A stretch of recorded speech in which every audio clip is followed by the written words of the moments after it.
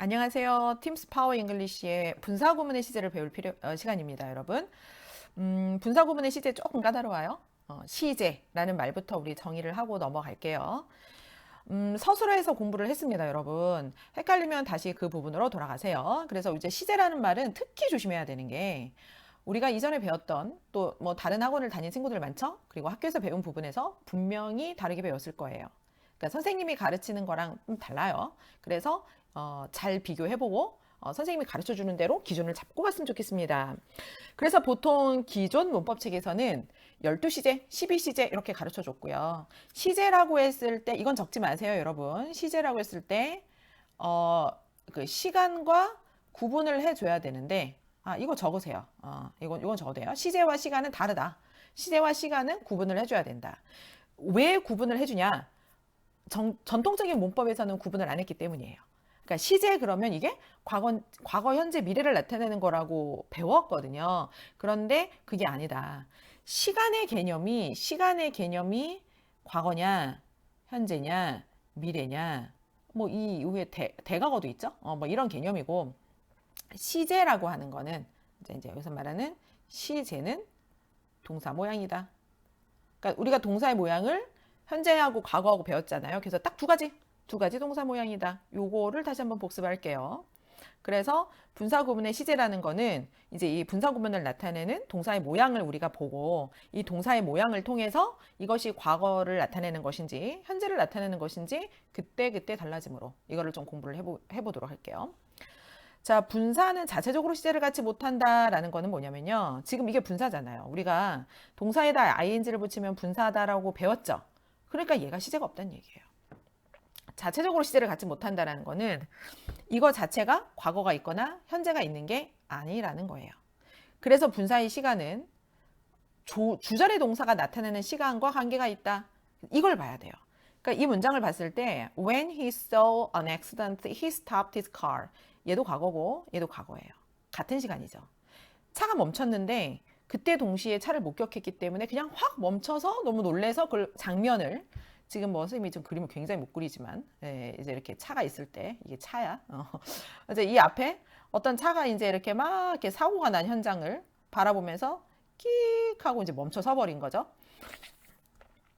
그러므로 이것이 배운 대로 접속사 날리고 주어 똑같네. 그러므로 주어도 날리고 이것이 동사 원형을 기준으로 ing를 붙여서 seeing an accident, he stopped his car 이렇게 문장을 만들어 줬어요. 이거 이제 첫 번째 시간에 배웠죠. 이렇게 했을 때 이 seeing은 언제 시제냐, 언제 시간이냐를 갖지 못한다는 거예요. 뭘 봐야 된다? 얘를 봐야 된다.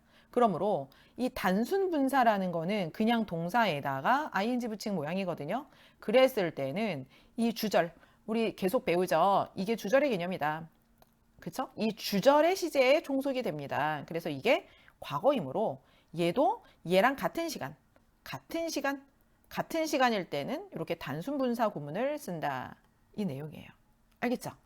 자, leaving the building, he called the police. 건물을 떠나는 상태에서 그는 경찰을 이제 불렀네요. 자, 그러면 좀 볼까요? 지금 얘가 과거예요. 근데 단순 분사구문 썼죠. 그냥 동사에다 ing 쓴 형태. 그러므로 얘는 같은 시간입니다. 이해됐죠? A one bottle is used economically, so one bottle will last for 2 months. 하나의 병이 사용되는데 아주 경제적으로 사용이 된다면 한 병은 지속이 될 건데 2달 동안이나 지속된대요.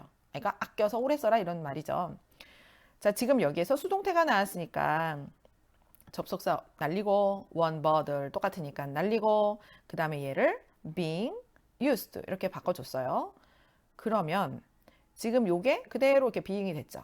이게 뭐예요 근데? 지금 우리는 아까 과거를 봤잖아요. 근데 여기는 지금 미래 시간. 그러니까 시간은 미래고 시제는 현재 시제예요. 헷갈리면 여러분 서술어를 갔다 오세요. 현재 시제. 그러니까 will은 조동사 will의 현재 모양이고 시제는 즉 모양이다라고 보면 되죠. 현재 모양이고 그 다음에 시간은 미래에 발생될 일을 나타내는 미래 시간이다. 그러므로 어쨌든 우리는 뭐에 집중해야 되냐면 이제 미래 시간보다도 우리는 이제 문장으로 표현하는 거는 모양으로 표현하는 거죠. 나타내는 거는 그대로 현재 시제를 써야 된다. 그러므로 여기서도 그냥 요것이 같은 거. 그런데 또 시간으로 따진다면 미래에 나타나는 시간을 의미하는 거다. 이해가 됐길 바래요. 이해가 돼야 되는데. 그러면 단순 시제를 배웠고 이제 그 완료 시제라는 거를 배울 거예요. 이제 요거를 나누지 않고 한꺼번에 해야지 여러분이 비교가 되면서 이해가 되니까 설명 좀 이따 하고 예문부터 바로 볼게요. After she has seen an accident, he stopped his car. 아까 예문하고 같은 상황인데 시간의 차이가 있어요. 그녀가 그 사고를 발견했는데 차를 멈췄대요. 그러니까 had seen을 쓰면 이게 과거 완료라 그래서 시간상으로는 대과거를 나타내는 거거든요. 그러니까 대과거는 과거보다 먼저. 그래서 시간의 개념으로 들어가는 거예요. 그래서 과거보다 먼저 일어난 것이고 얘는 과거예요. 그러니까 지금 아까 선생님이 웃기게 이제 그림을 그렸는데 이게 차가 갈 때 여기 지금 막 사고가 났어요. 사고가 난 현장을 보고 아까는 바로 멈췄죠. 근데 그게 아니라 사고를 보고 조금 더 진행하다가 여기서 딱 멈춘 게 아니라 조금 더 진행하다가 여기서 멈춘 거예요. 이해가 되죠? 그래서 쭉쭉쭉쭉쭉 더 가서 이제 사실은 시간이 가가지고 다시 여기쯤 가가지고 딱 멈춘 거죠. 이 시차가 벌어지는 거죠. 그래서 이 시간을 구분을 했더니 이거를 바꿀 때는 어떻게?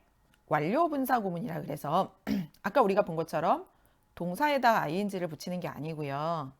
have pp 형태, 즉 have 플러스 pp라고 하는 완료 표현에다가 여기에다가 ing를 붙이니까 어떻게 돼요? having pp 이렇게 되는 거예요. having pp. 그래서 이것을 단순 분사 구문이 아니라 완료 분사 구문이라고 그래요. 이해됐죠? 그래서 지금 이제 그 주절이 요거잖아. 이게 지금 이제 문장이 주절인데 차를 멈췄어요. 얘는 과거예요. 그런데 having seen을 쓰니까 얘보다 먼저. 이게 먼저, 얘가 두 번째. 이해됐죠? 먼저 일어난 사건, 얘는 나중에 일어난 사건. 아까 거랑 비교해 볼까요? 이렇게 보면 단순 분사 구문을 쓰면은 얘랑은 동시에. 그러니까 얘랑은 이제 동시 발생. 이렇게 되는 거죠. 동시 발생이다. 알고 보면 어렵지 않아요. 여러분 이게 이제 분사에서만 나타나는 것이 아니라 뭐 부정사든 다 같은 원리로 그러니까 하나 앞선 시제는 have pp의 변화형을 씁니다, 여러분. 그런데 이제 이렇게 완료 분사 구문을 쓰는 문장이 있는데 이제 실제 생활에서는 이 표현보다는 얘를 더 많이 써요. 왜냐하면 시간의 전후를 나타내는 게 목적이잖아요. 그래서 이렇게 애프터리 없다고 생각하면 걔가 차를 멈췄어요. 근데 사고를 목격한 게 동시에요. 이제 뭐 이런 개념이 되는데 그게 아니라 이 뭐뭐 후에라는 뜻을 써버리면 되게 명확해지잖아. 그래서 그냥 after를 써주고 seeing an accident, he stopped his car로 같이 쓸 수 있습니다, 여러분. 그 다음 예문. After she had found the purse, she brought it to the police. 찾았네요. 지갑을. 길 가다가 어떤 지갑을 발견했는데 그것을 경찰에게 갖다 줬어요. 자, 이렇게 해야죠. 내가 꿀꺽하면 안 되니까. 내용상으로 봤을 때 이제 지갑을 발견한 것과 경찰에게 갖다 준 것이 시간차가 발생할 수밖에 없잖아요. 이렇게. 자, 요 시점은 발견. 그리고 이 시점은 갖다 준 거. brought, 자, 그래서 이렇게 시간 차이가 발생을 했던 것을 나타내 주기 위해서 얘는 그대로 과거로 쓰면 됩니다. 얘는 똑같이 과거로 쓰면 돼요. 그러니까 갖다 준 사실은 변함이 없으니까. 그런데 이것을 분사 구문으로 바꿀 때는 얘는 절대적인 시간을 나타내지 않는다 그랬잖아요. 그래서 얘보다, 그러니까 주절보다 하나 먼저 일어난 시간을 나타낼 때는 이거를 having found로 쓰면 됩니다. 이해가 됐나, 여러분? 그거는 자, 지금 여기 뭐 공교롭게 여기도 과거고 얘도 과거예요. 얘도 과거인데 얘가 과거가 아니라 만약에 현재다. 현재고 얘가 먼저 일어난 사건이다. 그러면 그래도 동일하게 having found로 쓰면 됩니다. 자, 여기 지금 뭐 다 지금 이렇게 이제 과거로 썼는데 수동은 어떻게 쓰냐? 수동은 이 having pp에다가 그 수동의 의미를 더 넣어줘야 되니까 요게 지금 완료죠. 요게 완료고 그다음 색깔을 좀 다르게 할게요. 여러분의 그 이해를 좀 더 돕기 위해서.